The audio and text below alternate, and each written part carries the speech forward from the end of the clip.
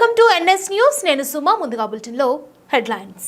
నిర్మల్ జిల్లా ఖానాపూర్ పట్టణంలోని ఎంపీడీఓ కార్యాలయంలో కళ్యాణలక్ష్మి షాదీ ముబారక్ చెక్కులను లబ్ధిదారులకు అందజేసిన ఎమ్మెల్యే.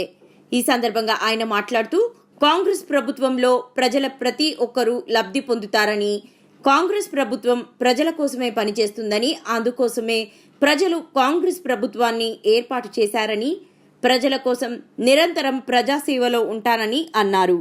ఈ కార్యక్రమంలో అధికారులు, పట్టణ మరియు మండల నాయకులు, కార్యకర్తలు తదితరులు పాల్గొన్నారు.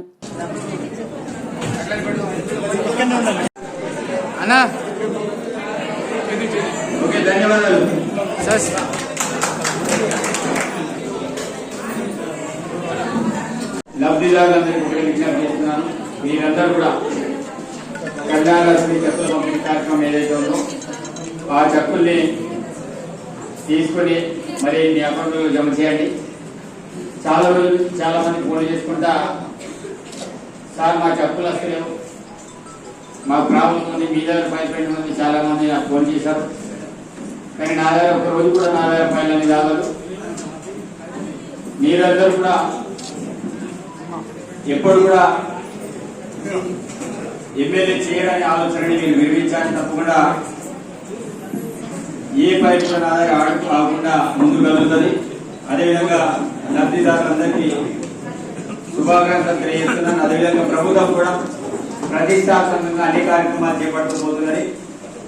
మరి గౌరవ ముఖ్యమంత్రి కూడా రుణమాఫీ అంశమే కావచ్చు, అదేవిధంగా రైతు భరోసానే కావచ్చు, ప్రతి అంశం మీద ప్రజాభిప్రాయాన్ని ప్రభుత్వం యొక్క నిర్ణయంలో భాగంగా నిన్న కూడా గుంటూరులో మంత్రివర్గ ఉపసంఘం వచ్చి మరి అభిప్రాయ సేకరణ చేయడం అనేది జరిగింది.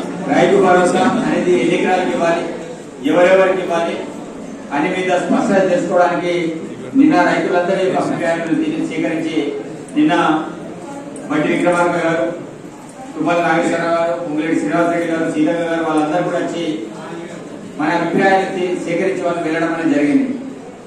కాబట్టి మేము ప్రభుత్వంలోని మేము నిర్ణయాలు తీసుకుంటలేము, మీ నిర్ణయాలే మా నిర్ణయాలు, మీరు ఎట్లాంటి మేము అట్లా. కాబట్టి ఆ రకంగా ప్రభుత్వం ముందుకెళ్తుంది. అదేవిధంగా 2 లక్షల రుణమాఫీ కూడా త్వరలో చేయబోతుంది. కాబట్టి ఇప్పుడు రెండు వాళ్ళందరూ కూడా రైతులే. కాబట్టి ఇంకొకటి శుభవార్త ఏంటంటే మన సదర్ మట్టిని వాటన్నిటి కూడా ప్రత్యేకించి నిధులు సాధన చేసుకుని వాటిని అభివృద్ధి చేయాలనే ఆలోచన గౌరవ ముఖ్యమంత్రి చెప్పడం అనేది జరిగింది. దానిలో మనది కూడా సదర్వాటి కేంద్రాలు కూడా ఉన్నది. కాబట్టి సదర్వాటి కేంద్రాలతో పాటు మిగతా అన్ని అంశాలు కూడా మేము తప్పకుండా పూర్తి చేస్తాం. ఇల్లు లేని ప్రతి పేదవాడికి ఇల్లు ఇచ్చే బాధ్యత మాది, పెన్షన్ లేని ప్రతి ఒక్కరు కూడా పెన్షన్ ఇచ్చే బాధ్యత మాది. ఇప్పటికే గృహలక్ష్మి కింద మరి ఉచిత విద్యుత్ కావచ్చు, గృహజ్యోతి కింద ఉచిత విద్యుత్ కావచ్చు, ఫ్రీ బస్ కావచ్చు, మిగతా అన్ని అంశాలు కూడా దసరా వారికి చేస్తూ పోతున్నాం. కాబట్టి మీకు ఏ సమస్యలున్నా తప్పకుండా చైర్మన్ దృష్టి కావచ్చు, మా పిఎస్సి చైర్మన్ దృష్టి కావచ్చు, పార్టీ మా అధ్యక్షుల దృష్టి కావచ్చు, నా దృష్టి కావచ్చు, తప్పకుండా మేము చేయడానికి సిద్ధంగా ఉన్నాం. మీరు ఎవరు కూడా అధైర్యపడకండి. ఏది ఉన్నా డైరెక్ట్ మాతో అప్రోచ్ కావచ్చు, మమ్మల్ని కలవచ్చు, మీ బాధలను కూడా చెప్పచ్చు. కానీ గతంలాగా మిమ్మల్ని ఇబ్బంది పెట్టే పరిస్థితులు ఎక్కడ కూడా ఉన్నాయి.